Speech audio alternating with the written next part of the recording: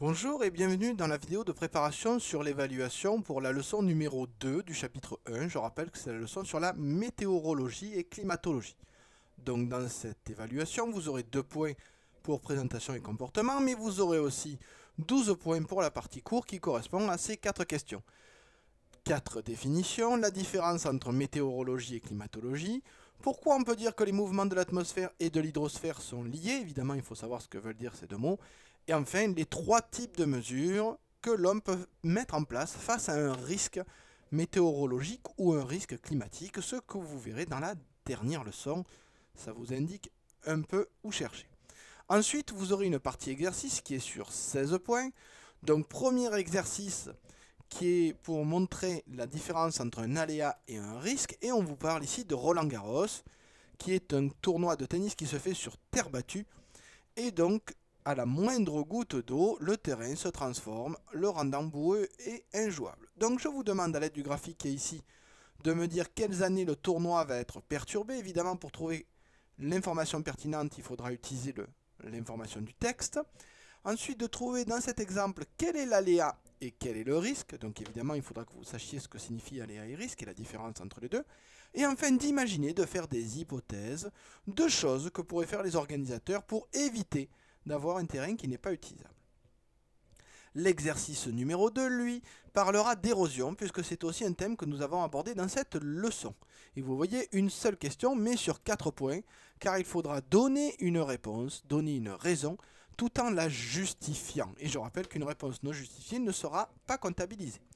On parle ici d'agriculteurs qui ont tendance, vous le voyez ici, à planter les arbres selon des lignes, vous voyez que je suis en train de tracer avec la souris ici, des lignes parallèles qui sont perpendiculaires à la pente sur laquelle ils plantent leurs végétaux.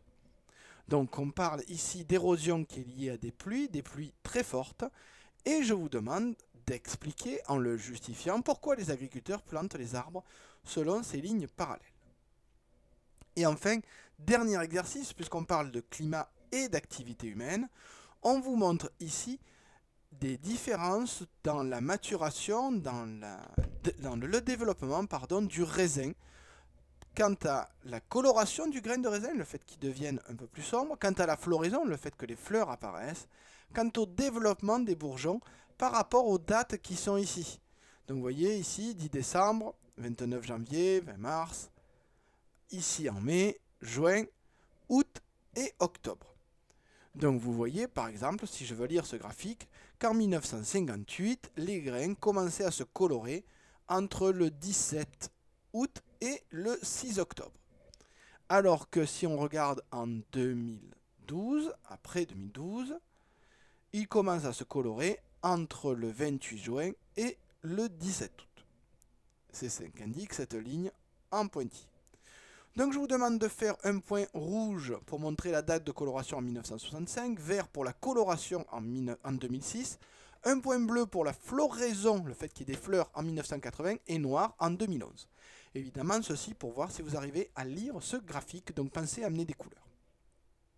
Ensuite, je vous demande d'utiliser cette étude, ce graphique, pour dire si la récolte se fait plus ou moins tôt ou plus ou moins tard dans l'année. Évidemment, vous utiliserez les données du graphique et vous montrerez que vous l'avez lu. Vous expliquerez, vous donnerez la raison de l'effet du réchauffement climatique sur la vigne. C'est-à-dire, que fait le réchauffement climatique sur la vigne, quel effet elle a et comment vous pouvez le voir sur ce graphique. Et enfin, quelles solutions vous pourriez imaginer, ce sont encore des hypothèses, pour faire face à ce changement climatique présent depuis 1958, notamment, évidemment, pour la culture de la vigne. Donc j'espère que vous aurez à cœur de préparer cette évaluation pour la réussir au mieux, et je vous dis à bientôt.